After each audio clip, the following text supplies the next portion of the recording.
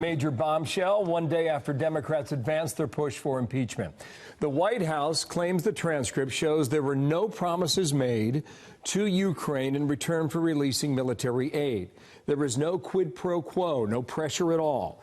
The Justice Department today pushing back on the claim that the whistleblower complaint was an urgent concern requiring the attention of Congress. That's the backdrop. Here's the news. Catherine Herridge is live at the Department of Justice. Catherine, you have seen it. What's in it? Well, thank you, Bill, and good morning. We have reviewed the transcript, and let's just walk folks at home through a tick-tock of events. This call took place on July 25th. It was a half-hour call between 9:03 and 9:33 a.m., and the transcript is approximately 5 pages in length. It begins with the president congratulating the Ukrainian president on his election victory. Then they have a very specific discussion about foreign aid. The president says the U.S. is a strong supporter of Ukraine, and then he complains that the Europeans are not doing enough to support that country. And then this is the key part of the transcript. There is an ask for the president to the Ukrainian counterpart. And it reads, "I would like you to do us a favor, though, because our country has been through a lot and Ukraine knows a lot about it. I would like you to find out what happened with this whole situation with Ukraine. They say CrowdStrike. That appears to be a reference to the hacking of the Clinton emails in 2016. I guess you have one of your wealthy people, the server. They say Ukraine has it." And then he continues. This is the most fulsome discussion of Joe Biden and his son, Hunter Biden. There's a lot of talk about Biden's son, that Biden stopped the prosecution, and a lot of people want to find out about that. So whatever you can do with the Attorney General would be great. That's Attorney General William Barr. Biden went about bragging that he stopped the prosecution, so if you can look into it, it sounds horrible to me. Then the Ukrainian president responds, talking about the prosecutor he will have in place to look specifically at this issue that relates to the natural gas company Burisma. He states he or she will look into the situation specifically to the company that you mentioned in this issue. The issue of the investigation of the case is actually the issue to restore the honesty. Seems to be a reference to integrity, sort of anti-corruption. So we will take care of that, and we will work on the investigation of the case. Mr. Trump then responds, "I will have Mr. Giuliani give you a call, and I'm also going to have Attorney General Barr call, and we will get to the bottom of it. I'm sure you will figure it out."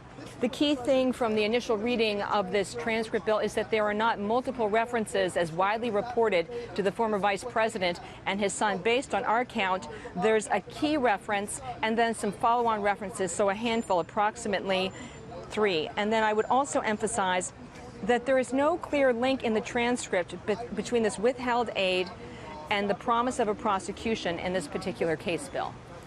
Okay, so what do we know about how all this unfolded there? You go to DOJ this morning, and what happened after that, Catherine? Well, we've learned more from Justice Department officials about the tick-tock of events. So what we now know through our briefing is that it was White House officials who told the whistleblower about this call between the president and the Ukrainian president. They also confirmed that the whistleblower did not have firsthand or direct knowledge of the complaint and the phone call.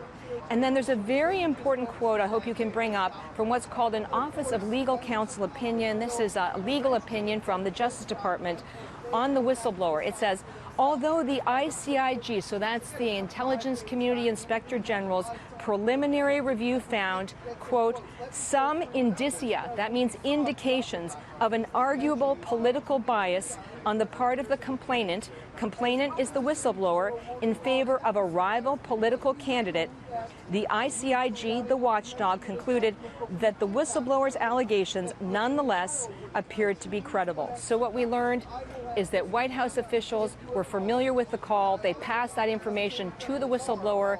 The Inspector General for the intelligence community recognized that this was hearsay or secondhand information, and that also the whistleblower had some kind of political bias, but he still felt that the allegations were credible enough to investigate. That set into motion a series of events over the last month. There was a referral to the Justice Department, also a referral to the FBI, over whether the president's ask on that phone call amounted to a campaign finance violation.